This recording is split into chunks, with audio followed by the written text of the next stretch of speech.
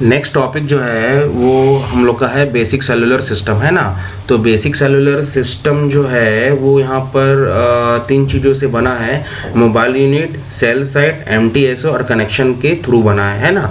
तो basic cellular system जो है वो क्या होता है, जो आप लोग का जो मोबाइल डिवाइस है उस पर वो क्या सी ऐसी चीज़ें रहेंगी जिसके थ्रू आप लोग अपने फ़ोन से डेटास को या वॉइस को आप लोग भेज सकते हो, ठीक है।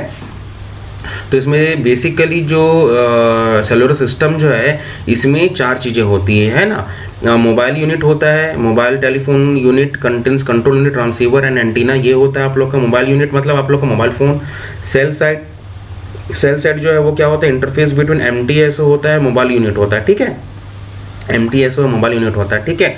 एमटीएस और मोबाइल यूनिट जो होता है ये इंटरफेस होता है सेल साइट, है ना। यानी कि आपका जो मोबाइल टावर जो होता है ना, आप देखे होगा मोबाइल टावर, है ना। तो मोबाइल टावर जो होता है वो इंटरफेस प्रोवाइड करता है किसके बीच में, एमटीएस और मोबाइल यूनिट के बीच में, ठीक है। एमटीएसओ जो है वो क्या है, ये मेन ऑफिस है आप लोगों का। आप लोग का जो सेलुलर सिस्टम जो है उसको अगर आप लोग देखोगे तो क्या होता है, ये आप लोगों का मेन ऑफिस है आप लोगों का, है ना। और यहीं पे क्या होता है, आप लोगों का ऑपरेशन होता है, मेंटेनेंस होता है, बिलिंग एक्टिविटीज़ होती है, ये मेन ऑफिस होता है, ठीक है। इसके बाद क्या आता है, आप लोगों का कनेक्शन आते हैं। कनेक्शन में मतलब आप लोग का रेडियो वेव्स के थ्रू आप कनेक्ट कर सकते हो, वायरलेस कम्युनिकेशन के थ्रू, या हाई स्पीड डेटा लिंक्स के थ्रू भी आप लोग क्या कर सकते हो, कनेक्ट कर सकते हो, ठीक है। नेक्स्ट यहाँ पर देखो, यहाँ पर एनालॉग सर्किट स्विच का क्या है, यहाँ पर एक डायग्राम दिया हुआ, ठीक है। तो ये मोबाइल यूनिट देखो, मोबाइल यूनिट जो है वो आप लोगों का यहाँ पर क्या है, आप लोगों का मोबाइल फ़ोन है। सेल साइट दिया हुआ है ना, ये सेल जो है ये क्या है, आप लोग का मोबाइल टावर है। ये स्विचेस एंड प्रोसेसर जो दिया हुआ है क्या हो गया, आप लोग का एमटीएस ऑफिस है। और ये जो वायर आप देख रहे हो ये सब क्या है, ये आप लोग का कनेक्शन है ना। तो ध्यान से देखो इस सर्किट को, तो जो मोबाइल यूनिट जो है और टावर के बीच में क्या हो रहा है, केवल और केवल वायरलेस कम्युनिकेशन हो रहा है। बाकी जगह जो है वो क्या, वायर्ड कनेक्शन है ना। अब यहाँ पर देखो जो हम यहाँ पर जो टॉपिक जो लिखे हैं वो क्या, एनालॉग सर्किट स्विच सिस्टम है ना। एनालॉग सर्किट स्विच सिस्टम का मतलब क्या होता है स्टूडेंट्स, आप लोगों का जैसे कि कॉर्डलेस फ़ोन जो हो गया ये वो होता है, ये एनालॉग सर्किट स्विच सिस्टम है। आपके हाथ में जो फ़ोन जो है, आपके पास जो फ़ोन जो रखा हुआ है, चाहे वो रियलमी का हो, सैमसंग का हो, आप लोगों का एप्पल का आईफोन हो, ये क्या है, डिजिटल सर्किट स्विच सिस्टम में काम करता है, ठीक है। इस पर आप लोग कंफ्यूज मत होना फ्रेंड्स, ठीक है। बात समझ में आया कि एनालॉग सर्किट स्विच सिस्टम जो है वो क्या होता है, कॉर्डलेस फ़ोन जैसा हो गया ना। क्योंकि ये हमारे सिलेबस में दिया हुआ है इसलिए हम इसको एनालॉग सर्किट स्विच सिस्टम के बारे में पढ़ रहे हैं। हालांकि डिजिटल सर्किट स्विच सिस्टम जो होता है वो इसी से का कंपेयर में है, मतलब इसी से लिया गया है, बट उसमें थोड़ा सा मॉडिफिकेशन किया, क्योंकि उसमें डिजिटलाइजेशन का यूज़ किया गया है इसलिए थोड़ा सा उसको चेंज किया गया है ना। ये आप लोग का एनालॉग सर्किट सिस्टम है, जैसे कि आप लोग कॉर्डलेस फोन, ये हम जो डिस्कस कर रहे हैं ये केवल और केवल क्या है, एनालॉग सर्किट सिस्टम के बारे में है, ठीक है। और जो आने वाले जो टॉपिक जो हम लोग जो पढ़ेंगे ये केवल और केवल किसके बारे में रहेगा, एनालॉग सर्किट सिस्टम के बारे में रहेगा। तो अगर ये अब आप लोग मत समझना कि हम लोग डिजिटल सर्किट सिस्टम के बारे में नहीं पढ़ रहे हैं, ये हम लोग पढ़ेंगे थोड़ा सा आखिरी यूनिट में पढ़ेंगे। लेकिन जो आप लोग का जो बेसिक जो रूल्स रेगुलेशन कैसे काम करता है इसके बारे में अगर पढ़ना है तो हमें किसके बारे में जानना पड़ेगा, एनालॉग सर्किट सिस्टम के बारे में जानना पड़ेगा, ठीक है। और इस पर एक और चीज़ यहाँ पर अच्छे से समझ लो कि जो वायरलेस कम्युनिकेशन होता है, चाहे वो डिजिटल हो चाहे वो एनालॉग हो, वो किसके बीच में होता है, वायरलेस कम्युनिकेशन केवल और केवल मोबाइल यूनिट और आप लोगों का मोबाइल टावर के बीच में।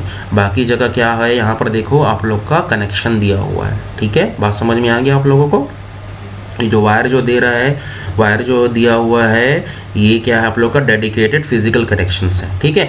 और एक और चीज़ आप लोग अच्छे से समझ लो, जो आप लोग का जो मोबाइल यूनिट जो होता है वो डेटा भेजने के लिए नहीं बना था स्टार्टिंग में, वो केवल और केवल किसके लिए बना था, आप लोग का वॉइस को भेजने के लिए। अगर आप लोगों को मोबाइल फ़ोन्स को, अगर आप लोग को परफॉर्मेंस को चेक करना है तो केवल और केवल परफॉर्मेंस क्राइटेरिया को चेक करने का जो मेज़रमेंट जो होता है वो क्या होता है, आप लोगों का वॉइस डेटा, वॉइस को भेजना, डेटा को नहीं, वॉइस को भेजना एक जगह से दूसरी जगह में विथ हाई क्वालिटी, ठीक है स्टूडेंट, समझ में आ गया। नेक्स्ट है आप लोगों का सेल साइज, है ना। ये जो आप लोग यहाँ पर जो आप लोग सेल देख रहे हो, है ना, इसका जो साइज़ जो होगा, इसका जो शेप जो होगा, इसके बारे में हम लोग डिस्कस करेंगे, ठीक है।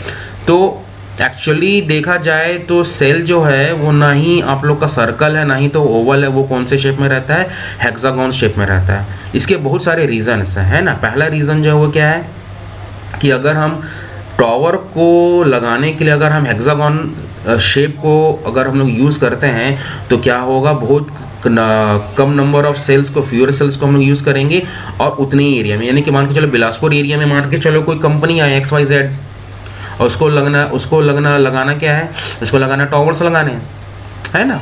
टॉवर्स लगाएगा तब तो यूज़र को कवरेज मिलेगा, तब तो यूज़र अपने वॉइस को भेज पाएगा, है ना। तो वो क्या करता है, हेक्सागोन लेआउट को यूज़ करता है। हेक्सागोन को लेआउट को यूज़ करने के बाद एक एग्जांपल हम लोग समझ रहे हैं, हो सकता है कि वो 12 टॉवर्स को लगा रहा है इस बिलासपुर एरिया पे, XYZ कंपनी बिलासपुर एरिया पे 12 टॉवर्स को लगा रहा है। तो इससे क्या हो रहा है, मिनिमम कैपिटल इन्वेस्टमेंट उसको लगाना पड़ रहा है, यानी कि बहुत कम इन्वेस्टमेंट कर रहा है उस टावर को लगाने के लिए। अगर मान के चलो, अगर हो सकता है कि अगर वो लेआउट को जगह पे, हेक्सागोन लेआउट की जगह पे अगर वो सर्कल या ओवल को यूज़ करता तो ये जो कैपिटल इन्वेस्टमेंट जो बहुत ज़्यादा लग जाता। क्यों? क्योंकि टावर्स जो है उसकी संख्या बढ़ जाती। हो सकता है 12 की जगह में कितने यूज़ करने पड़ जाए, 20 या 25 यूज़ करने पड़े। अगर 20 या 25 को अगर यूज़ कर रहे हैं तो क्या होगा, कॉस्ट तो बढ़ेगा ही बढ़ेगा, है कि नहीं। सेकंड रीजन जो है वो क्या है, geometrical shape can not effectively do this. For example if circular shape cells are there will be overlapping of the cells, है ना। ज्योमेट्रिकल शेप को भी हम लोग इतना यूज़ नहीं कर सकते हैं सर्कुलर शेप को यहाँ पर, क्योंकि ओवरलैप हो सकता है। एक सर्कल दूसरे सर्कल पे क्या हो जाएगा, ओवरलैप हो जाएगा। तो इससे क्या हो जाएगा, आप लगा तो रहे हो 2 टावर ज़्यादा कवरेज एरिया के लिए, लेकिन अगर ओवरलैप अगर हो गया तो क्या होगा, इससे कवरेज ज़्यादा नहीं मिलेगा, है ना। इसलिए यहाँ पर ओवरलैपिंग प्रॉब्लम आता है जब किसको यूज़ करते हैं हम लोग, सर्कुलर शेप को यूज़ करते हैं इस सेल पे, है ना। तीसरा जो रीज़न जो है वो क्या है, अगर हम ट्राइंगल, स्क्वायर, ट्राइंगल, रेक्टेंगल को अगर हम यूज़ करते हैं अपार्ट फ्रॉम हेक्सागोन, तो इसका जो रेडियस जो है वो क्या होता है, बहुत कम होता है। और कम होने के कारण क्या होता है, आपका जो मोबाइल का जो कवरेज जो होगा वो क्या हो जाएगा, बहुत कम होगा, वीकर होगा। हेक्सागोन का जो रेडियस जो है एज पर as compared to the square, triangle and other circle, इसका जो रेडियस जो होता है बाकी के कंपेयर में क्या रहता है, ज़्यादा रहता है। इसलिए इसका जो कवरेज जो है वो क्या रहेगा, बहुत ज़्यादा रहेगा, उतने पे ही, है कि नहीं। बट प्रॉब्लम जो है वो ये है कि आपका जो हेक्सागोनल जो है वो प्योर तरीके से हेक्सागोनल नहीं होता है सेल्स का, वो क्या होता है, इरेगुलर होता है। बात समझ में आ गया आप लोगों को। हेक्सागोनल नहीं होता है, वो किस पे होता है, इरेगुलर रहता है। इरेगुलर होने का रीज़न जो है वो क्या है, क्यों होता है, क्योंकि जहाँ कहीं वो टावर रहता है वो ज्योमेट्रिकल टेरेन को देख करके लगाया जाता है। ऑब्स्टिकल्स, ज्योग्राफिकल कंस्ट्रेंट्स रहते हैं वहाँ पर, है ना, पहाड़ रहेगा, नदी रहेगा, है ना। तो इसके कारण क्या होता है, आपका जो हेक्सागोनल का जो शेप जो है वो आप लोग को नहीं मिलेगा, प्योर इरेगुलर हो जाता है वो शेप, है ना। तो जब हम लोग टावर को लगाते हैं, तो जब हम कैलकुलेशन करते हैं कि इस एरिया पे इतने टावर लगेंगे, तो हम लोग किस में कैलकुलेशन करते हैं, हमेशा हेक्सागोनल में कैलकुलेट करते हैं। लेकिन जब वो लग जाता है, उस एरिया पे लग जाता है, तो क्योंकि वहाँ पर बहुत सारे ऑब्स्टेकल्स रहते हैं, बिल्डिंग्स रहती हैं, है कि नहीं, ज्योग्राफिकल कंस्टेंट्स रहते हैं, अलग नदी है, नाला है, पानी है, पहाड़ है, टेरेन है, प्लेट्यू है, पठार है या डेजर्ट है। इस कारण से क्या हो जाता है ना, बर्फीली एरिया है, इस कारण से क्या हो जाता है, प्योर हेक्सागोनल शेप नहीं मिलता है, वो इरेगुलर हो जाता है। ठीक है। नेक्स्ट यहाँ पर देखो, यहाँ पर आप लोगों का क्या दिया हुआ है, ये हेक्सागोनल जो सेल जो है वो कौन से एरिया पे है, देखो हेक्सागोनल शेप में, है ना। और नेक्स्ट यहाँ पर देख रहे हो ये आप लोग का क्या है, एक दूसरा एक शेप लिए हैं हम लोग सेल साइज को लेने के लिए, सेल्स को रिप्रेजेंट करने के लिए, वो क्या है, यहाँ पर सर्कल है। तो सर्कल पे यहाँ पर आप देख रहे हो, हर एक सर्कल के बीच में देखो यहाँ पर खाली जगह मिल रहा है कि नहीं। और एक खाली जगह मिल रहा है, इसका मतलब क्या हो रहा है, यहाँ पर कवरेज नहीं मिलेगा, वहाँ पर प्योर 100% श्योर है यहाँ पर, है ना, कवरेज नहीं मिलेगी। तो क्या ऐसा हो सकता है क्या कि कंपनी ने टावर लगाया और कवरेज ना मिले? ऐसा नहीं हो सकता। अगर ऐसा होगा तो कोई भी ग्राहक उस कंपनी के पास नहीं जाएगा, है ना। तो इस चीज़ से बचने के लिए क्या किया जाता है, किसमें कैलकुलेशन किया जाता है, टावर को लगाने के लिए हमेशा हेक्सागोनल को लिया जाता है। ठीक है स्टूडेंट, समझ में आ गया आप लोगों को। दूसरा जो है वो क्या मान के चलो, अगर ये हेक्सागोनल जो है वो क्या है यहाँ पर मान के चलो ओवरलैप हो जाता है, ये है ये सर्कल यहाँ पर आ जाता है, ओवरलैप हो गया मान के चलो गलती से, तो क्या होता है फिर से लॉस हो जाएगा। बट ऐसा हेक्सागोनल के साथ ओवरलैप नहीं होता क्योंकि ये हमेशा फिक्स्ड है। देखो यहाँ पर इस टाइप का सिचुएशन आता ही नहीं है, एक बार जो लग जाता है वो फिक्स हो जाता है वहाँ पर, इसलिए नहीं होता है ना। और ये केवल मैथमेटिकल कैलकुलेशन के लिए किया जा रहा है, ठीक है। अब ध्यान से देखो, इसका जो रेडियस जो होगा एज पर as compared to the circle, उतने ही एरिया के लिए रेडियस हमेशा क्या मिलेगा अपने को, ज़्यादा मिलेगा हेक्सागोनल में, ठीक है।